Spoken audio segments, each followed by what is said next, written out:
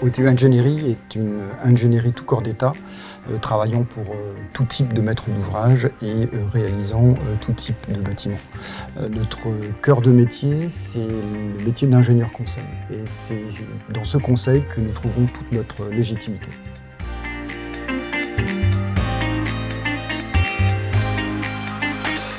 Une de nos premières qualités, c'est savoir rassembler l'ensemble des expertises et des spécialistes de premier plan au sein de l'entreprise. Le second enjeu consiste évidemment à faire travailler tout le monde en même temps. Nous sommes à des maillons de la chaîne de la construction et de la conception d'un bâtiment, et c'est à ce titre que nous assurons un management de projet très fort.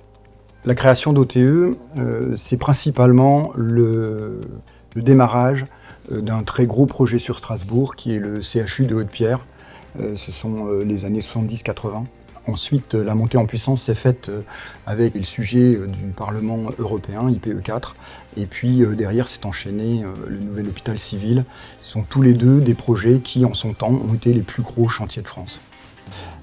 Nous avons eu la chance de rencontrer sur ces gros projets des architectes de renommée nationale et internationale qui nous ont emmenés partout en France et qui a permis le rayonnement d'OTE sur l'ensemble de l'Hexagone. Alors sur la base de ces projets qui nous ont fait grandir, nous avons aujourd'hui en actualité des projets phares et des projets très importants, notamment le parc des expositions de Strasbourg avec un architecte qui s'appelle Kengo Kuma qui est reconnu partout dans le monde. Et nous avons aussi le stade de la Méno avec une agence anglaise, Populos, qui a fait des stades partout dans le monde également. C'est un stade que nous avons construit dans les années 80 et qui aujourd'hui nous avons la chance de faire son extension. Dans le cas de pavillon tertiaire, nous avons réalisé la Maison de la Tunisie à Paris, très beau bâtiment avec une façade tout à fait exceptionnelle. Sur des sujets de plus haute technicité, nous travaillons également pour les hôpitaux, la PHP notamment. Nous avons réalisé un très bel hôpital, son extension c'est l'hôpital Tenon sur Paris. Et puis également, nous travaillons dans l'industrie pharmaceutique sur des laboratoires et des bâtiments process complexes chez Merck et chez Servier. Aujourd'hui, ces 60 ans, c'est vraiment un élément qui nous permet de dire que nous avons ouvert des agences. Les dernières qui ont été ouvertes, c'est Bordeaux et Toulouse. Et nous voulons absolument rayonner partout, attirer les nouveaux talents, pouvoir travailler avec des nouveaux maîtres d'ouvrage et faire encore plus de bâtiments techniques. Dans le cadre de nos projets, il nous a fallu développer d'autres savoir-faire. Il y a 40 ans, nous avons dû faire des propositions pour faire contractant général dans l'industrie. Et ce travail et ce métier de contractant général a été mis sous une société qui s'appelle Iteco.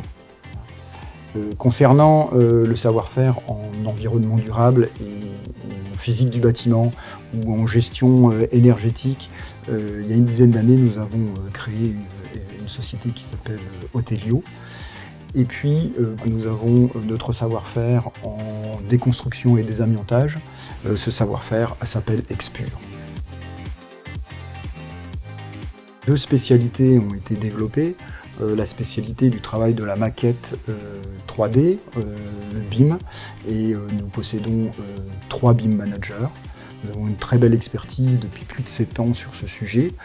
Cette société et cette spécialité s'appelle BIMagine. Et pour le dernier savoir-faire, c'est une labellisation également. C'est une marque, elle s'appelle Noise OTE, qui nous permet d'approcher et d'étudier toutes les problématiques acoustiques. La bienveillance est vraiment un axe important dans notre savoir-vivre et dans nos savoir-faire.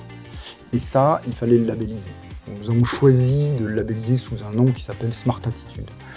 Ce sont un ensemble de préceptes ou de concepts qui nous permettent de travailler ensemble et de pouvoir être complètement à l'écoute de nos clients, mais également de son collègue qui se trouve à côté.